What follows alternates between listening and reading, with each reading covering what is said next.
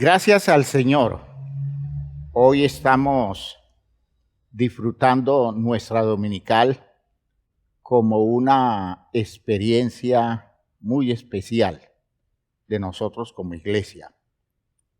Gracias a Dios hemos venido siendo sostenidos y bendecidos por Dios en esta experiencia de la pandemia de la que estamos lentamente saliendo, y es un tiempo de reflexiones profundas en las que podemos decir con gusto que tenemos un Dios muy grande, tenemos un Dios muy poderoso, y por eso al reunirnos en un culto como el de hoy, y participando de ese ambiente espiritual que nos caracteriza, nosotros tenemos que decir que son experiencias muy gozosas, son experiencias que producen mucho entusiasmo. Gracias a Dios porque no perdió el culto nuestro su sentido especial, y a lo largo de todo este tiempo hemos vivido experiencias con Dios maravillosas.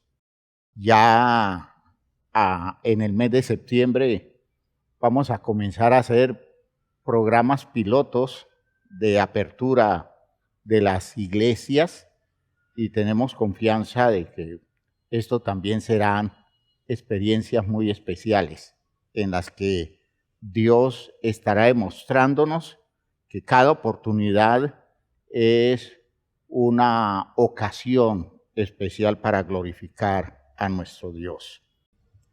Esta claridad que se nos demanda hoy en la idea de nuestras escuelas dominicales, que a lo largo de mucho tiempo estuvieron girando alrededor de la idea del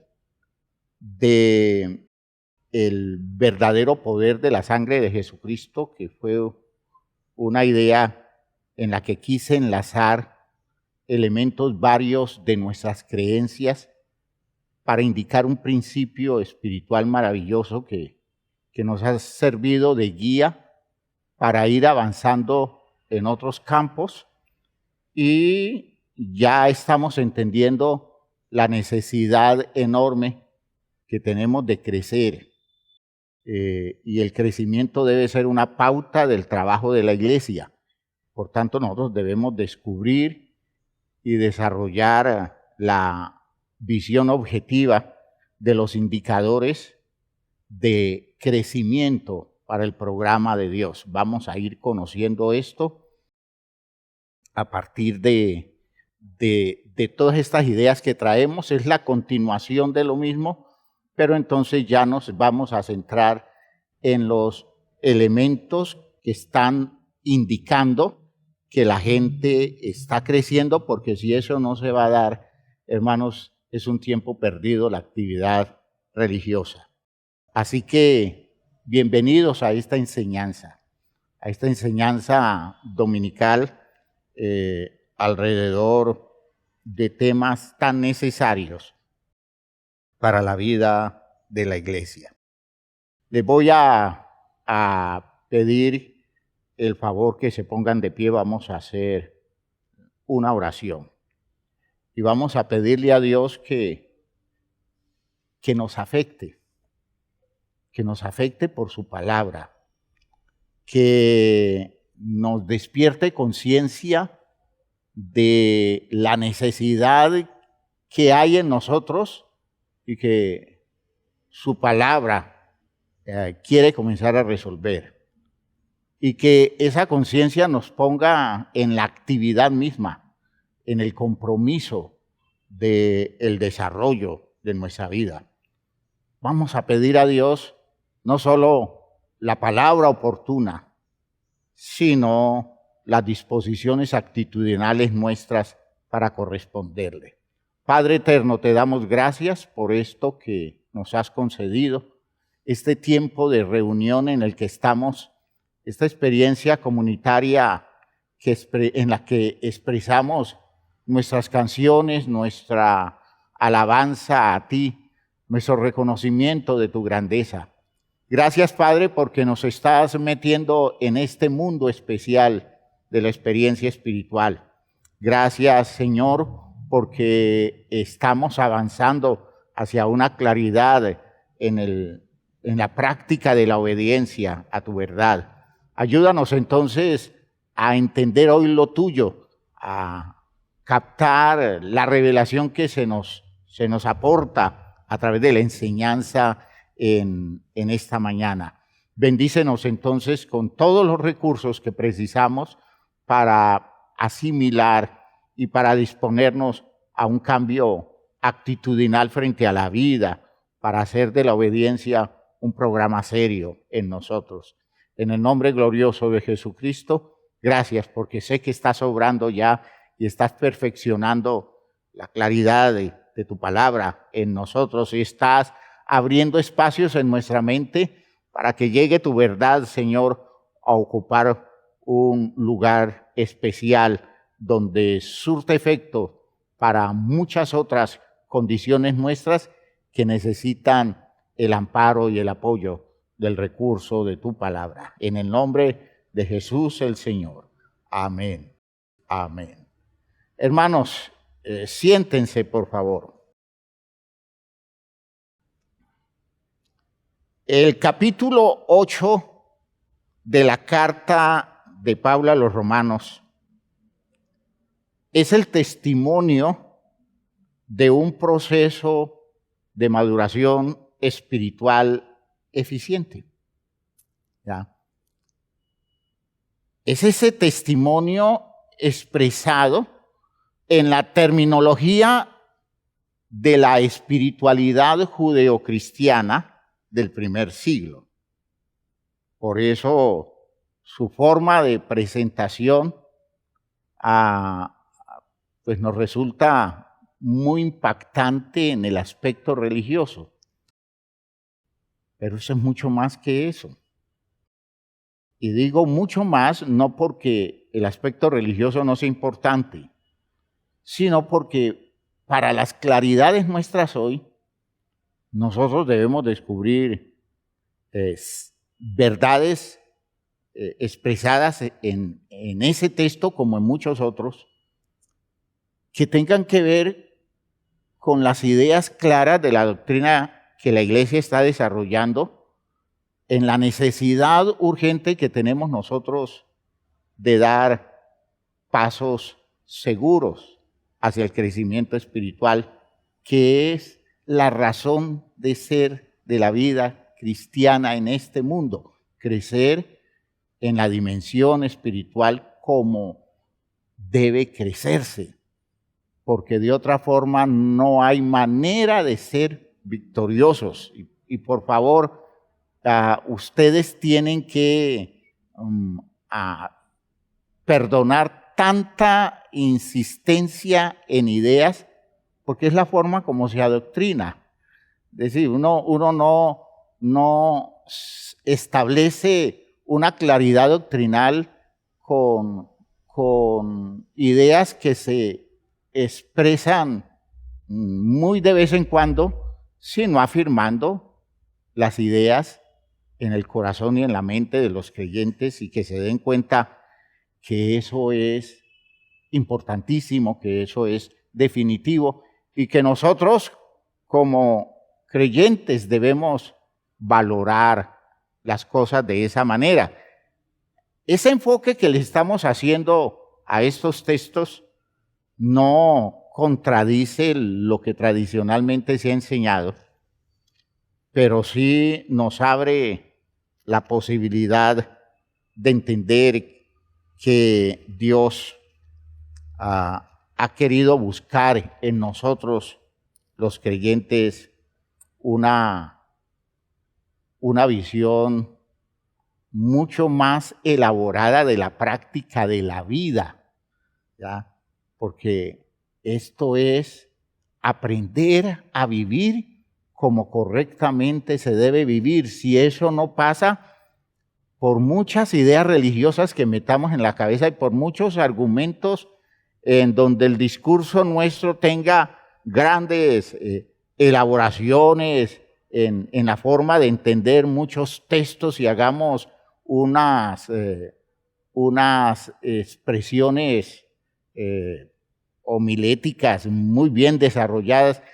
En medio de todo eso, hermanos, si nosotros no promovemos una práctica de vida que tenga que ver con las ideas fundamentales del verdadero crecimiento espiritual, hermanos, nos vamos a quedar dando vueltas, vueltas y vueltas en cosas bonitas de la religión, pero siendo los mismos niños de siempre. Ese capítulo 8 de la carta de Pablo a los Romanos es un capítulo dedicado a las condiciones de las personas que maduran, las personas que crecen y que por tanto comienzan a tener experiencias espirituales de un valor muy especial y que dejan ver que en el crecimiento se va dando una claridad existencial que hace posible que lo que la Biblia dice se desarrolle en la vida de cada creyente. Es una descripción contrastante con el infantilismo espiritual del capítulo 7. Fíjense ustedes, dos capítulos que contrastan. El capítulo 7 habla de una experiencia espiritual aún infantil, ¿ya? Habla de un estado de la gente en donde la gente hace sus esfuerzos y lo hace sinceramente y los está haciendo con amor al Señor y con disposición de corazón. Pero es gente que aún se mueve en esferas espirituales infantiles. Y entonces cuando uno va leyendo ese texto del capítulo 7, uno descubre ese énfasis del quiero y no puedo, de pienso hacerlo de esta manera, pero termino haciéndolo de otra forma que no es precisamente la forma ideal que debe hacerse o como yo quise hacerlo. Descubro que hay fuerzas en mí que yo no controlo. Son expresiones del capítulo 7. ¿Ya? Son expresiones del capítulo 7.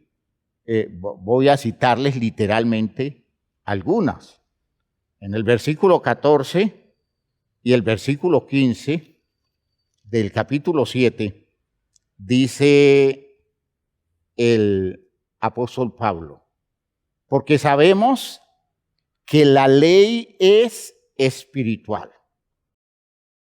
A mí no me vengan a decir que la ley carece de validez espiritual y que la ley es una cosa superada en el sentido de que lo que dice ya no sirve para nada. No, la ley es espiritual.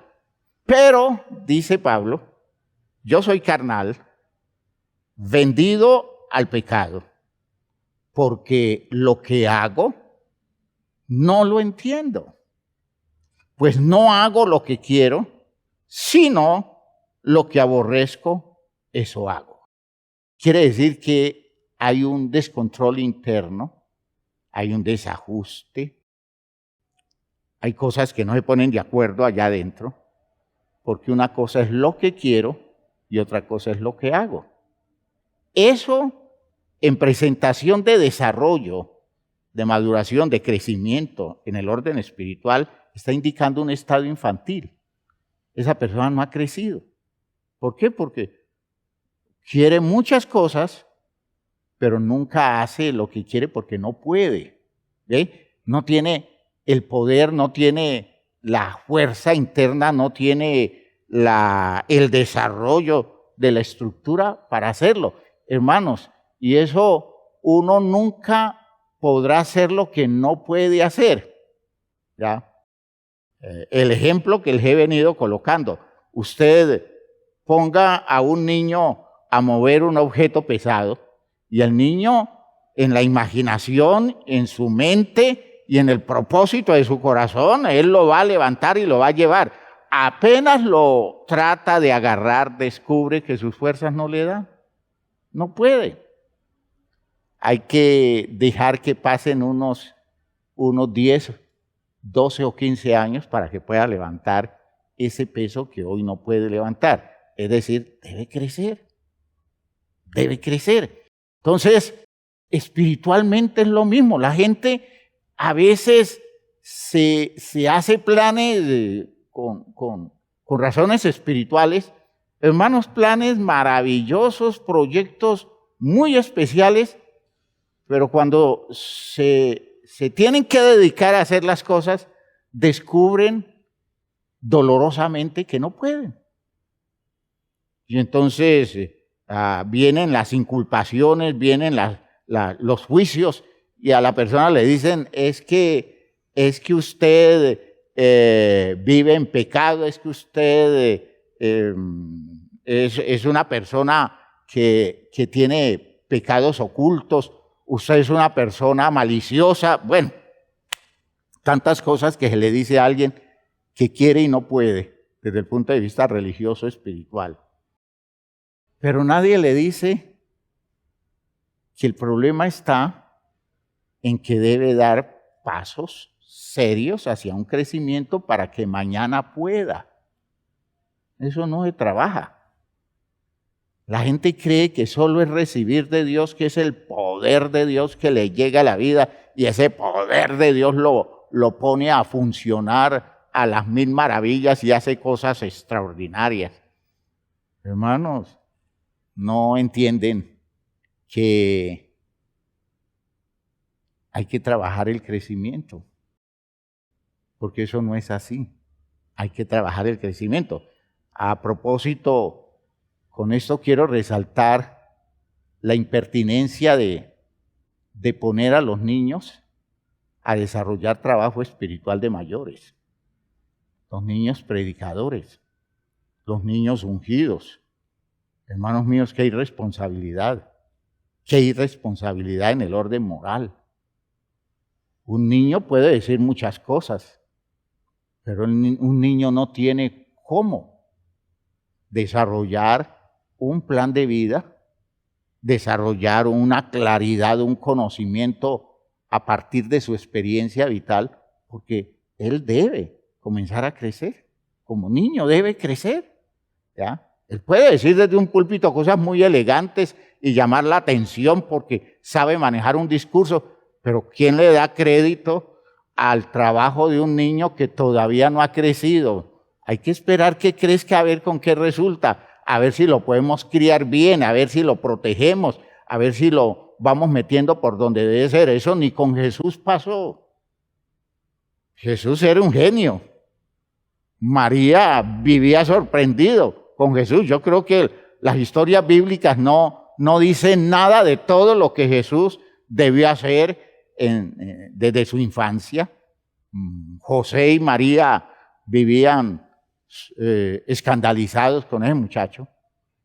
Pero hermanos, Dios no le soltó responsabilidades a Jesús hasta que no tuvo el desarrollo de vida. Jesús debió crecer, y no físicamente, y no solo físicamente, y no solo en la cronología, sino que Jesús debió crecer a nivel espiritual, ¿ya? Y por tanto, con toda y su genialidad, él debió pasar un tiempo de crianza en su casa, guiado por sus padres, debió recibir la educación religiosa de su pueblo, debió formarse bajo la guía de sus rabinos, y Jesús debió encontrar un líder espiritual vigente, que fue Juan el Bautista, para ir adquiriendo la mayoría de edad espiritual que necesitaba para asumir las grandes responsabilidades que el ministerio le demandaba. Entender eso, hermano, entender eso es importantísimo. Entender eso es importantísimo, ¿ya? A veces los niños nuestros no crecen espiritualmente y no somos cuidadosos en eso, de estar vigilando su crecimiento espiritual. Y eso lo debemos hacer los padres y debe hacerlo la iglesia. A todos los niveles debe hacerlo la iglesia, ¿ya? Que las personas estén dejando atrás lo que es de niños en términos espirituales. ¿Para qué? Para que no estemos todo el tiempo sorprendidos porque le damos a personas muy elementales responsabilidades de adultos y hacen un daño terrible porque se comportan como niños y en ese infantilismo ellos abortan grandes programas de Dios.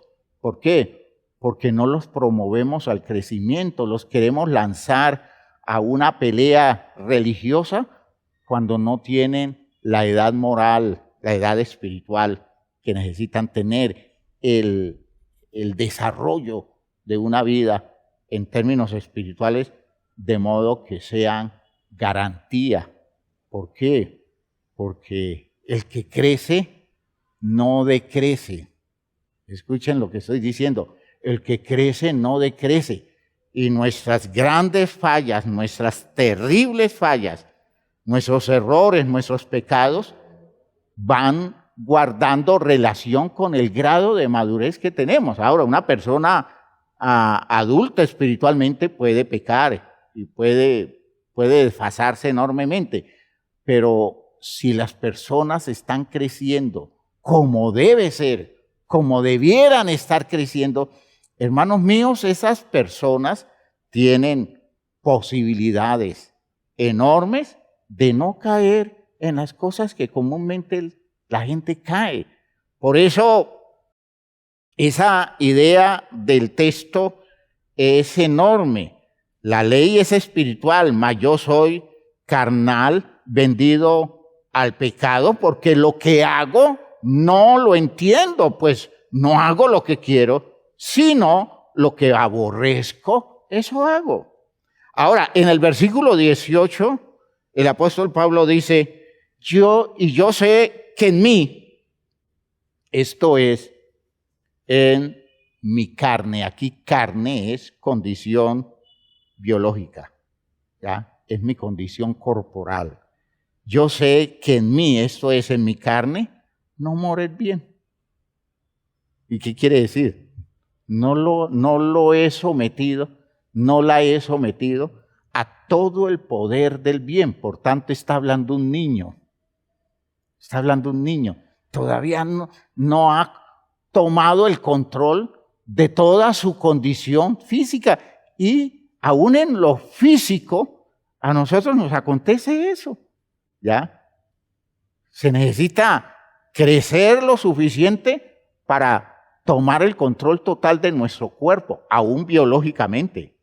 Y si lo extendemos al sentido espiritual, que yo tome el control espiritual de mi cuerpo físico, de mi naturaleza física, de mi mente basada en condiciones físicas. Hermanos míos, eso es trabajo.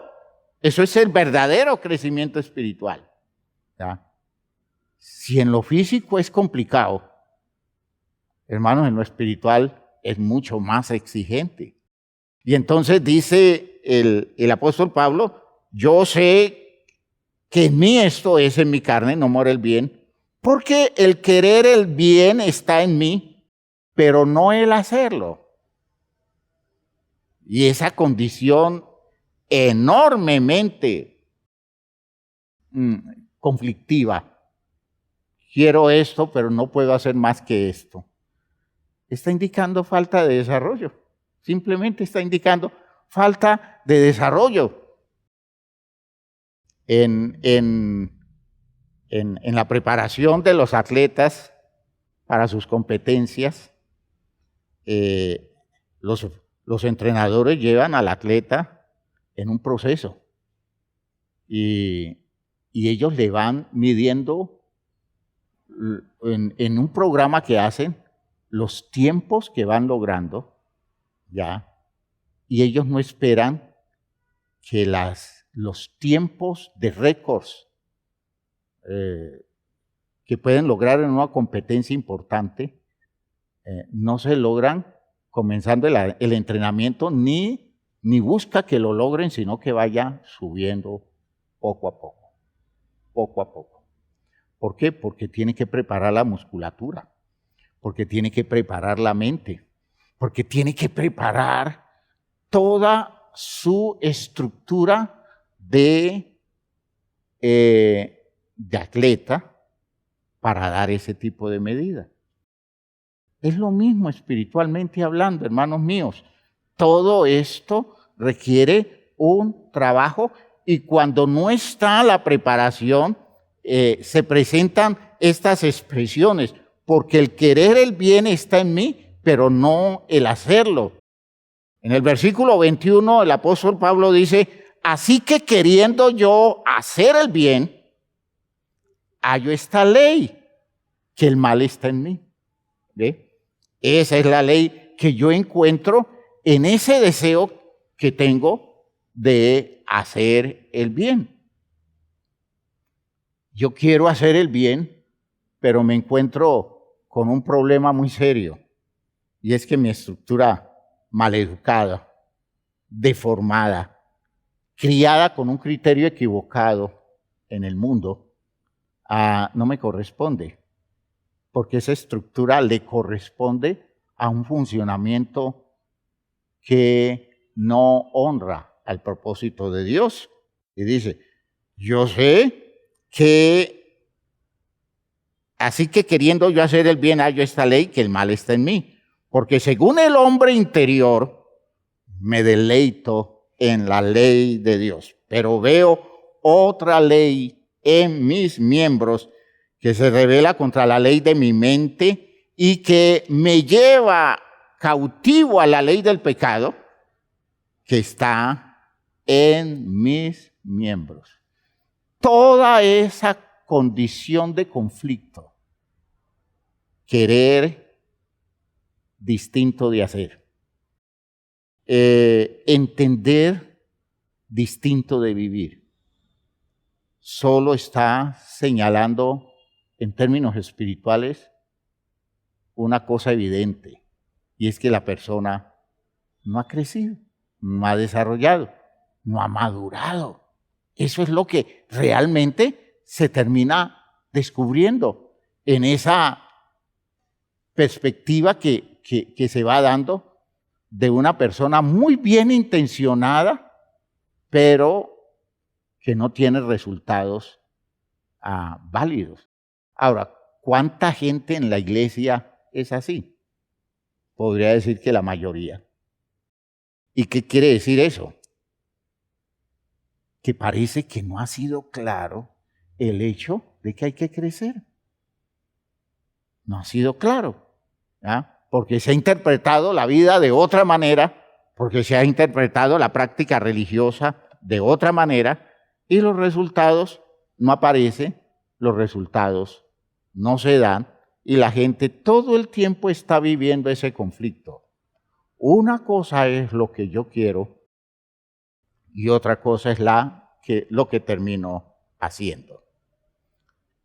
Contrastando, hermanos míos, el capítulo 8 dice otra cosa.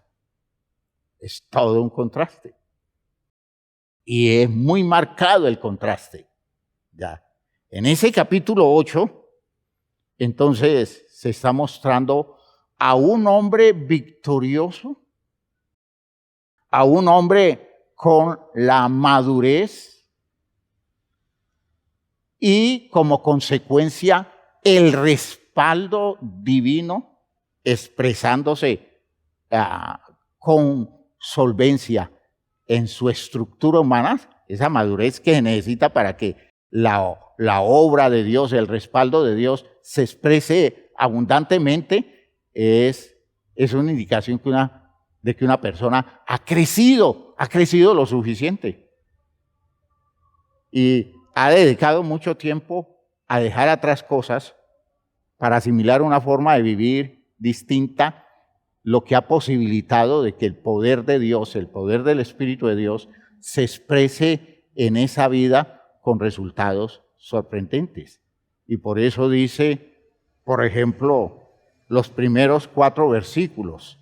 Ahora pues, ninguna condenación hay para los que están en Cristo Jesús. Y capten que la idea de estar en Cristo Jesús es una idea de camino hacia la maduración, camino positivo hacia la maduración. No está diciendo, es una idea de un hombre maduro. El maduro es Cristo Jesús. Los demás, todos estamos en camino hacia allá. Estar en Cristo es estar creciendo, ¿ya? Estar en Cristo no es estar metidos en una religión. Estar en Cristo no es decir, es que yo entiendo a Jesús de esta manera. No, estar en Cristo es estar creciendo, porque Cristo es una presión de crecimiento continuo, constante en la vida nuestra. Estar en Cristo es una cosa que no permite que yo me tranquilice con cosas viejas, con cosas de atrás, con condiciones antiguas en mí, sino que me obliga a estarme superando, porque Cristo es una demanda de crecimiento que nunca cesa. ¿Ve? Por eso dice, ninguna condenación hay para los que están en Cristo Jesús, los que no andan conforme a la carne. ¿Qué quiere decir? Conforme a sus instintos. ¿Y qué es andar conforme a los instintos? Conforme a los deseos primitivos, conforme a la condición cuasi animal, porque es así como debemos entenderlo. Para el animal no hay problema, pero para nosotros los seres humanos, en nuestra racionalidad, tenemos que reconocer que sí hay problema, ¿ya? Y es que en nosotros se expresa poderosamente el animal de donde procedemos, que el ser consciente espiritual. Y entonces, los que no andan conforme a la carne porque crecieron o porque están creciendo, sino conforme al Espíritu. El Espíritu es el poder de la vida. ¿Y qué expresa ese poder de la vida? Ese poder de la vida en relación con la idea nuestra del Espíritu expresa siempre desarrollo. Es un movimiento. Cuando está el Espíritu despierta el movimiento, promueve el desarrollo, ir dejando atrás condiciones para ir alcanzando niveles de desarrollo especial, ¿ya? Porque la ley del Espíritu de vida en Cristo Jesús, dice Pablo, me ha librado de la ley del pecado y de la muerte, porque lo que era imposible para la ley, por cuanto era débil. ¿Y por qué era débil la ley? Porque la ley no tenía cómo promover el crecimiento de la gente. Tenía cómo demandar, tenía cómo exigir, tenía forma de educar, tenía forma de aclarar cosas, pero no generaba crecimiento. Necesitaba una nueva dimensión del programa, y esa dimensión la dio el Espíritu. Porque lo que era imposible para la ley, por cuanto era débil, por la carne, es decir, por el poder de los instintos, por el poder de las pasiones, por el poder de los impulsos primitivos nuestros, Dios, enviando a su Hijo en semejanza de carne, de pecado, y a causa del pecado, condenó al pecado. ¿En dónde lo condenó? En la carne. ¿Qué quiere decir? Redujo al pecado a quedarse en el territorio de lo carnal, ¿ya? En el territorio de lo instintivo, y no le dio derecho al pecado para acceder a otros territorios, como es el territorio de niveles superiores de la vida de los seres humanos. De modo que cuanto más vayamos creciendo nosotros a nivel espiritual, necesariamente va quedándose atrás el pecado. Porque el pecado no está hecho para esta nueva dimensión de la experiencia humana. ¿Por qué? Porque el pecado se hizo o quedó reducido a espacios de la carnalidad humana, del poder de los instintos, de las pasiones, del territorio de intereses primitivos de la naturaleza humana.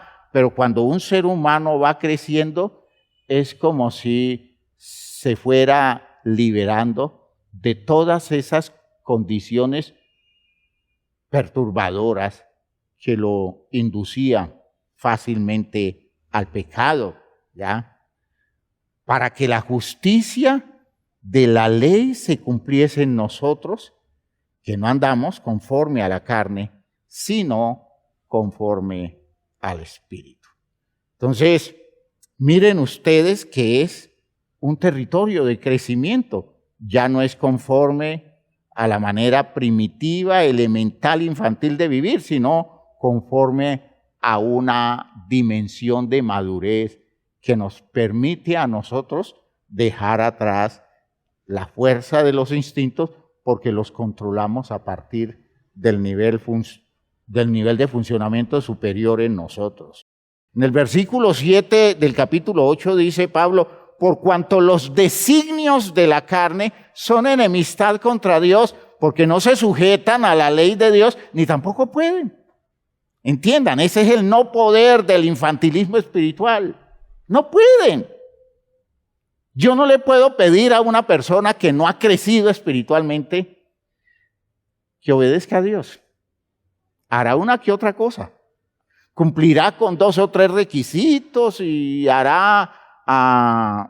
tomará unas cuantas posturas, pero cuando se le demande un compromiso de vida en donde tenga que dejar atrás todo ese poder, no tiene con qué. No tiene con qué, y uno lo ve todo el tiempo en la iglesia, y a veces eso, insisto, son nuestros errores. Los ponemos a funcionar como si estuvieran en condiciones ideales de desarrollo. Hermanos, y son unos niños que solo hay que esperar que venga una situación que les despierte todo el poder de esos impulsos primitivos, y allí vuelven a caer haciendo las mismas cosas que han hecho siempre, porque no han crecido nunca. Hay gente que maneja unas ideas muy bonitas, pero no ha crecido. Y uno los ve en la iglesia estancados porque son negligentes, porque son intocables, porque son en su altivez personas que no permiten ser promovidos al crecimiento. Son personas que no aceptan que se intente tocar sus vidas y sus comodidades. Entonces uno dice, no, allí no hay mucho que esperar porque no hay crecimiento. ¿Ya? Es la angustia que a uno le da con líderes, ¿no? En la iglesia. Apenas son colocados como líderes, ya sea a nivel local o como pastores a nivel nacional. Las personas se llenan de un cuentico, a veces de una presunción, que ya no hay cómo trabajarlos, porque ellos ya saben, porque ellos son la medida de la virtud. A ellos no se les puede corregir.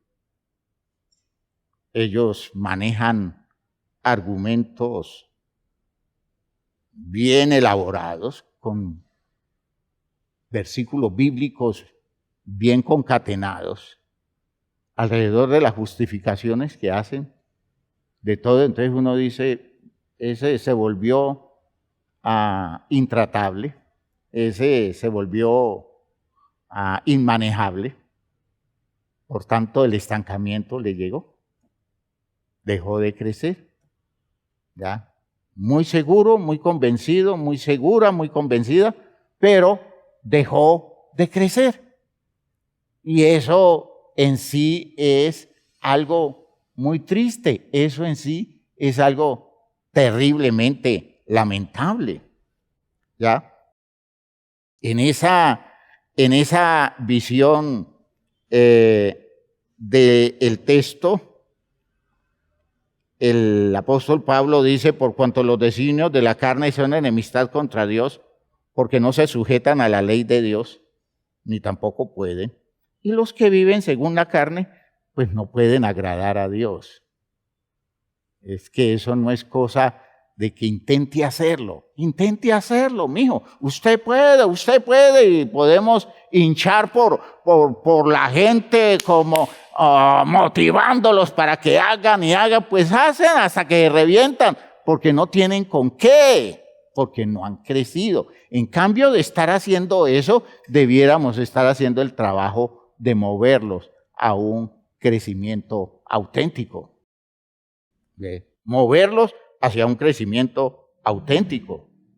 En el versículo 10, el apóstol Pablo dice: pero si Cristo está en vosotros, el cuerpo en verdad está muerto a causa del pecado. Es decir, es un hecho que la fuerza de impulsos primitivos en nosotros tienen un terreno muy ganado en nuestra biología. Les he insistido en eso. Es que este cuerpo nuestro es anterior a nuestra conciencia. La conciencia llegó después. La conciencia que nos permite a nosotros identificar nuestra realidad como de seres humanos y como de personas con vocación a movernos en esferas superiores, desarrollando una práctica de vida mejor. Esa conciencia llegó después. El cuerpo es anterior. Por tanto, como se usaba el cuerpo antes de tener la conciencia, es decir, antes de que esto fuera un ser humano, el uso era más para las cosas del momento, para la elaboración animal, para el cuidado y el sostenimiento en este mundo, para la protección, para defenderse, pero no para hacer una práctica de vida superior. Y entonces llega la conciencia, y la conciencia necesita dedicarse a reorientar todas estas fuerzas. De modo que si depende del cuerpo, el cuerpo está hecho para las cosas que no son las ideales en el programa de Dios, porque el cuerpo no responde al programa de Dios de entrada. Hay que educarlo, hay que conducirlo, hay que instruirlo, hay que formarlo, es decir, hay que orientarlo bien. ¿Ya? Entonces el cuerpo en verdad está muerto a causa del pecado, más el espíritu, es decir, ese interés de superarse que da la conciencia, vive a causa de la justicia o el programa de Dios que estableció para que nosotros apareciéramos y diéramos la medida superior. Y si el espíritu, y aquí ya está hablando del Espíritu de Dios, de aquel que levantó de los muertos a Jesús, mora en vosotros, el que levantó de los muertos a Cristo Jesús vivificará, volverá a la vida también vuestros cuerpos mortales por su Espíritu que mora en vosotros. Es decir, el Espíritu le da un nuevo sentido de funcionamiento a nuestro cuerpo. Eso es crecimiento. El Espíritu promueve, el Espíritu de Dios motiva, genera, impulsa, direcciona el crecimiento, de modo que todos esos impulsos de mi cuerpo ahora los puede conducir hacia la meta de acciones en las que el propósito de Dios está perfeccionándose y se está manifestando de una forma positiva en la condición de un ser humano. ¿Ya? Por eso en el versículo 14 dice el apóstol Pablo: porque todos los que son guiados por el Espíritu de Dios, estos son hijos de Dios. Ya es una nueva categoría de seres humanos.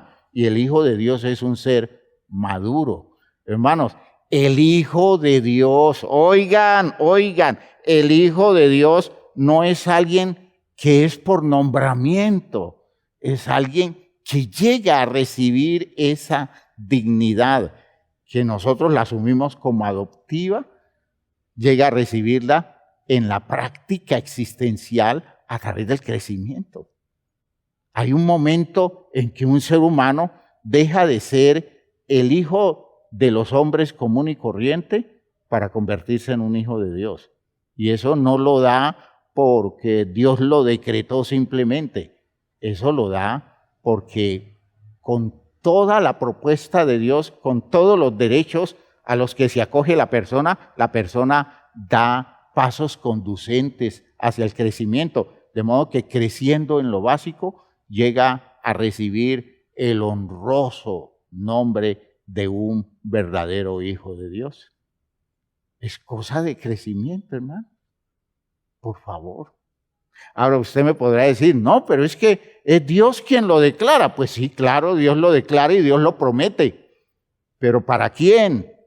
Para el que se acerca a la dignidad de Cristo Jesús, porque Cristo nos hace, por la gracia de Dios, por los méritos de Él, por su obra maravillosa, por el poder de su sangre, nos hace a nosotros hijos de Dios. El derecho de ser llamados hijos de Dios. El derecho de que no nos vean como nacidos de hombre, nacidos de mujer, como viniendo de la voluntad de un varón, como viniendo de carne y de sangre, sino como personas que están aquí porque así lo ha querido Dios. Aleluya, aleluya. Dice en el versículo 19 algo que vamos a estudiar después, porque el anhelo ardiente de la creación es aguardar la manifestación de los hijos de Dios. ¿Y a qué se refiere la manifestación de los hijos de Dios? Que aparezcan las personas maduras y que se manifiesten esas personas maduras en la experiencia gloriosa de los hijos de Dios, como la experiencia gloriosa de Cristo Jesús hoy en el cielo. Esa dimensión es la que nos espera y la creación está en este momento anhelando ardientemente, aguardando esa manifestación que ya se dio en Cristo Jesús y que se tiene que dar en cada uno de nosotros. Hay otros textos del capítulo 8 que a su tiempo los vamos a analizar. No sobra decir que son los textos a lo largo de toda la Biblia los que hablan de madurez espiritual, y eso es algo que debemos tener claro al hacer la interpretación bíblica. Es que hay muchos, pero muchos versículos bíblicos, muchos textos bíblicos que nos están hablando de madurez espiritual. ¿Ya? Solo que nosotros nos quedamos con la idea religiosa y no tomamos en cuenta la propuesta de madurez espiritual que allí se presenta.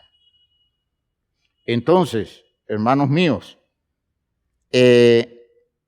los seres humanos, que somos criaturas que estamos sometidos a regímenes en los cuales se inscribe nuestro territorio de vida, nosotros tenemos que aceptar que hay muchas leyes que nos rigen, ¿ya? Hay normatividades a las cuales estamos sujetos, ¿ya? Y que en la medida en que nosotros vamos creciendo, nosotros vamos dejando atrás ciertas legislaciones, cierto código de leyes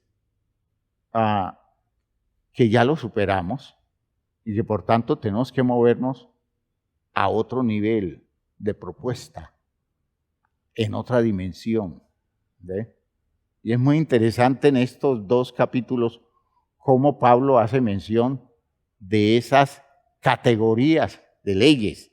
En primer lugar, aparece la ley en la forma como se expresa, ¿no? La ley, cuando dice la ley, se está refiriendo a la ley de Moisés.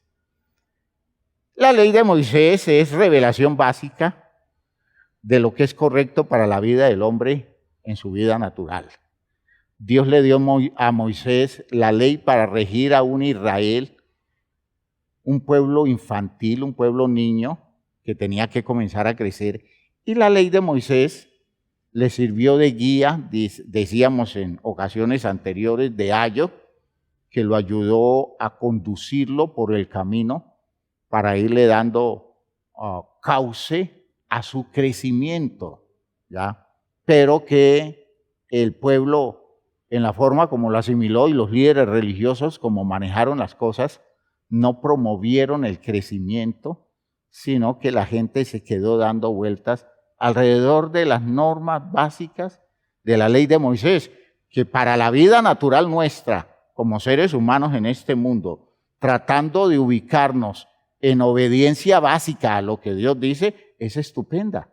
La ley de Moisés es válida, es espiritual y sirve para normatizar la vida, para ir dando un ordenamiento a la existencia, pero la ley de Moisés no es el punto alto del programa de Dios, es el punto de base desde donde comienza a crecer el desarrollo espiritual de los seres humanos. El hombre que desarrolla su conciencia saliendo del mundo animal y entendiendo su relación con un Dios creador, está regido muy bien por la ley de Moisés. Eso es lo que vivimos nosotros en las condiciones primarias de nuestra práctica religiosa, obedeciendo a la ley de Moisés, aunque no lo hacemos en la forma que lo hace el pueblo judío, pues nosotros entendemos que las normas para ellos son tan válidas como para nosotros cuando aparece el decálogo. El decálogo, que es la base de la ley de Moisés, rige para nosotros en las condiciones de seres humanos naturales, ¿ya? Y por eso Pablo dice, bueno, obedecer la ley, el problema es que se le pone la ley a una persona que es infantil y se espera que llegue el momento en que esa persona crezca, pero si esa persona no crece, va a terminar todo el tiempo dando vueltas alrededor de una ley que no le promueve el crecimiento, sino que lo somete hasta que crezca, pero si no crece, nunca va a cambiar. Tiene que haber una fuerza que lo haga crecer, y la fuerza que lo hace crecer es el poder del Espíritu. No es el poder de la letra, sino el poder del Espíritu. Entonces, en el capítulo 7, en el versículo 21, Pablo descubre una ley. ¿Y cuál ley descubre Pablo? Que el mal está dentro de él. Esa es una ley. Fíjese que estamos hablando de normas. Hay leyes a las que estamos sujetos. Cuando llegamos al Evangelio, nosotros hicimos ese descubrimiento. Porque nosotros nos sentíamos muy buenos, buena gente, ¿ya? Eran frases socorridas nuestras, y yo, ¿a quién le hago daño? ¿Yo qué mal hago? ¿Ya? Cuando va apareciendo la claridad del Evangelio y especialmente la visión clara de lo que Dios manda, intentando yo con mi religión obedecer a Dios, yo descubro que a mí mi cuerpo no me responde, que mi mente carnal, es decir, mi mente manejada por los instintos, no me responde. Y entonces, ¿cuál es la conclusión que saco? El mal no está en la atmósfera. El mal no está en el diablo, puede estar en el diablo, pero para mí, el mal mío está en mí. está en mi condición de persona. Y por tanto, crecer debe ser eso que me lleve a superar ese nivel legal. ¿Cuál nivel legal? Que mis instintos me mandan. ¿Cuántos siglos ha vivido la biología que se emparenta con la biología nuestra? ¿Cuántos siglos ha vivido la biología animal bajo el poder de los instintos? Muchos siglos. Eso es una ley. Son leyes. ¿Ya? Cuando nosotros hablamos del instinto de conservación, eso nosotros no lo estudiamos ni nos preparamos para desarrollar el instinto de conservación en el colegio ni en la universidad. Nosotros no hacemos cursos de instinto de conservación, pero llegado el momento en que estamos en peligro, nosotros reaccionamos de tal manera que ni cuenta nos damos que estamos reaccionando. Eso es instintivo, eso es una ley. Está escrito, está establecido dentro de una norma a la que se rige mi cuerpo. Cuando yo trato de sacar esta condición humana de esa ley, del poder del instinto, se me rebeldiza. Porque dice, no, yo estoy aquí es para esto, para cuidar, para proteger, para impulsarte desde el punto de vista de la conquista de tus bienes, de la conquista de tu comida, de tus conquistas sexuales. Y todo eso es lo instintivo. ¿Ya? Hallo una ley, que el mal está en mí. Pero no se está refiriendo al mal como una condición degradada o pervertida, sino el mal como una condición natural. ¿Por qué el mal? Porque no me funciona para lo que tenga que ver a todo aquello que me lleve a rendirle culto a Dios y a obedecer a Dios. Entonces tengo que enfrentarme a ese mal. Hay una ley natural que dice, tú te mueves por instinto. Hallo esta ley, que el mal está en mí. Porque según el hombre interior me deleito en la ley de Dios, pero veo otra ley en mis miembros. Oiga, que se revela contra la ley de mi mente, la ley que tiene que ver con mi conciencia y que me lleva cautivo a la ley del pecado que está en mis miembros, sometido a esa ley. ¿Por qué se llama pecado? Porque la ley de Moisés no lo desnudó. A nivel animal, eso de querer estar con todas las mujeres que se puede estar, eso es parte de lo instintivo. Y que yo me sienta atraído físicamente por el sexo opuesto, eso es lo instintivo. Pero la ley me dijo, ojo, a usted le corresponde una mujer, no todas las mujeres. Y la ley me dijo, si usted desea a la mujer que no es la suya, eso es pecado. Entonces se inscribió mi fuerza instintiva en el territorio del pecado. O sea que comenzó a reconocerse como pecado mucho tiempo después, cuando apareció la ley. Pero yo hacía eso antes de conocer la ley. Mi biología hacía eso antes. Nuestra biología, que procede de la biología animal, hacía eso antes. Y eso solo se reconocía como instinto y lo hacen abiertamente y lo hacen como mejor pueden hacerlo, ¿ya?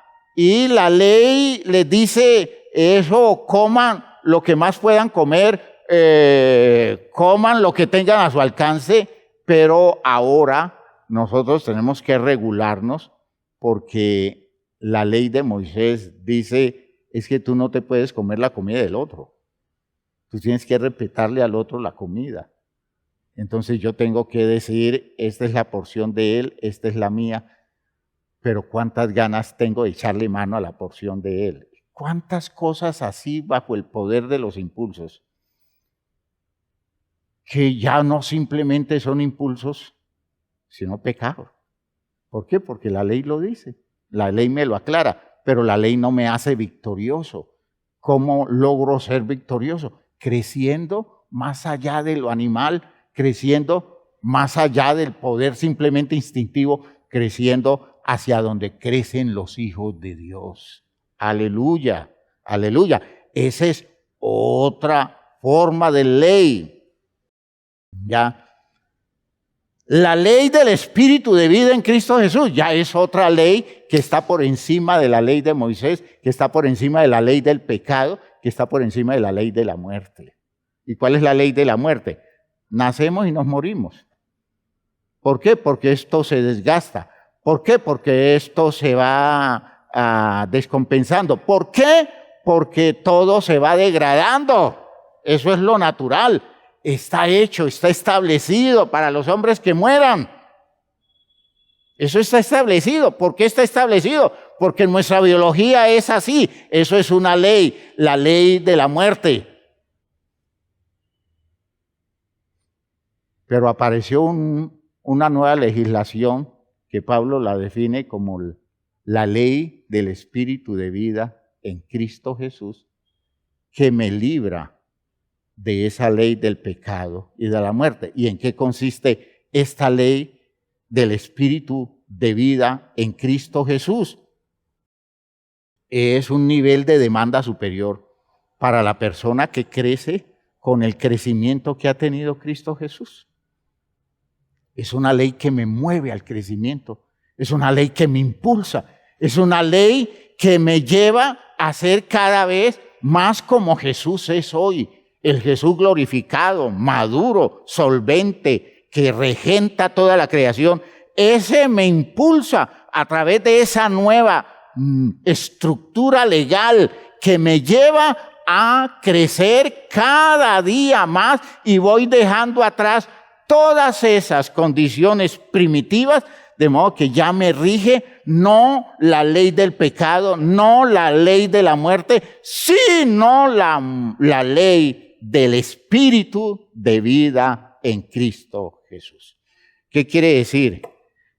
Que o crecemos bajo el régimen de la ley de Cristo o perecemos sin poder en ningún momento desarrollar el plan de vida que Dios, por su gracia, planificó para nosotros. Y eso es lo triste. Porque yo puedo hacer, insisto, religión todo el tiempo. Yo puedo hacer cosas muy bonitas, puedo hacer prácticas religiosas muy bonitas. Yo puedo saltar, yo puedo brincar, yo puedo cantar con entusiasmo. Yo puedo elaborar una liturgia hermosísima en la práctica religiosa nuestra, que si nada de eso está promoviendo el verdadero crecimiento, yo me estoy quedando reducido a la condición de una persona que solo puede funcionar a nivel elemental, de modo que cuando se me pida que obedezca algo o que haga algo, que la estructura deformada, maleducada mía no está preparado para hacer, no lo voy a hacer. Por tanto, me voy a quedar corto y no voy a vivir la plenitud de la vida que Dios quiere que yo viva. Si esto me lo van entendiendo, van descubriendo que crecer es superar el nivel legal en el que se vive y, por tanto, superar el despliegue del poder que sustenta la vida. Cuando yo voy desarrollando un crecimiento, me voy encontrando con una ley más alta, pero al mismo tiempo una capacidad y poder mayor, cada vez más cercano a lo que en Cristo se da, cada vez más cercano Cristo a lo que en Dios se da. Esto es de crecer. El reto no es otro. A veces nosotros reducimos las cosas a entender, a veces reducimos las cosas a hacer unas prácticas muy, muy significativas desde el punto de vista del manejo de nuestra actividad corporal en el culto que le rendimos a Dios, y eso es bueno, ¿ya? Pero eso no tiene ningún poder, dice Pablo, sobre los apetitos de la carne. ¿Ve? Eso no tiene ningún poder sobre los apetitos de la carne. Y entonces, ¿qué es lo que puede resolver mis apetencias de la carne? Mi crecimiento. ¿Ya? Cuando mi carne me reclama y yo estoy creciendo, yo someto mi carne. Pero yo puedo tener una práctica religiosa que incluya el ayuno. Fíjense ustedes, si el ayuno es una bendición, pero un ayuno dirigido hacia metas de crecimiento y no el ayuno simplemente por el aguantar hambre. O sea que el ayuno tiene que tener dirección. Yo puedo hacer muchas actividades, no perderme actividad cultica de la iglesia, que si yo no encuentro a través de todo eso el camino que me conduzca al crecimiento, voy a estar expuestos a las mismas tentaciones que todo el tiempo me han controlado, me han dominado y me han quitado la libertad espiritual. ¿Por qué? Porque no he crecido, ¿ya? Porque no he crecido. Por eso es bueno que entendamos que nosotros debemos ir desarrollando claridad acerca de los indicadores de crecimiento que en el programa de Dios vamos encontrando. Y del primero que vamos a hablar, y lo vamos a hacer la próxima reunión, es el crecimiento que se va produciendo producto de ir madurando la voluntad, de ir fortaleciéndola y de ir desarrollando la habilidad para direccionarla hacia la obediencia a Dios. Sin voluntad no hay obediencia. Sin voluntad no hay forma de que yo me aplique a una práctica que someta el poder de mi carne, el poder de mis instintos. Yo necesito madurar en mi voluntad, es decir, yo necesito crecer en el desarrollo real de mi voluntad. Mi voluntad tiene que ser más fuerte, más saludable, tiene que ser más clara en las cosas que mi voluntad es capaz de desarrollar. Si eso no se da, porque hay gente con voluntad muy débil, si eso no se da, no hay madurez. Y si no hay madurez, no hay victoria. Y eso pone en riesgo nuestra salvación. Vamos a dejar allí. Vamos a dejar allí. Que Dios entonces nos ayude a ir entendiendo que todo lo que se está demandando es crecimiento. Vamos a ver otra cantidad de textos bíblicos, además de estos de Romanos, en donde se deja ver, bueno, y si usted no crece, ¿de qué sirve todo lo que usted haga? Crezca. Y la obra perfecta de Dios se desarrollará en usted, porque usted estará apto para desarrollar esa obra perfecta de Dios. Padre eterno, te damos gracias por esto que nos has dado hoy a través de tu palabra, por lo que nos has permitido entender, por lo que nos has permitido despertar en conciencia, por todas estas cosas que se abrieron para nuestra mente y que hoy, en el interés que hay, Señor, hoy se abre en nosotros esa visión que nos obliga a aceptar que el crecimiento es es la tarea fundamental de la vida nuestra. Ayúdanos entonces a meternos en este cuento, ayúdanos a comprometernos con estas ideas fundamentales, con esto de cada día ir dejando atrás cosas que debemos dejar atrás y dar la medida de la persona adulta. En el nombre glorioso de Jesucristo el Señor. Amén, amén, amén. Hermanos míos, no hay mucho estímulo en el mundo actual para el crecimiento, por eso mi insistencia. Y que Dios nos ayude a que el toque de Él nos mueva a hacer cosas contracorriente, a ser verdaderos comprometidos contra la corriente poderosa de este mundo que nos dice, así estás bien, no te preocupes, eso eres tú. Tú no necesitas crecer en nada porque así te ves bien y así vas a funcionar bien. Esa es la mentira que se ha creído, pero nosotros los cristianos no la aceptamos. A crecer. Que Dios los bendiga a todos. Salúdense unos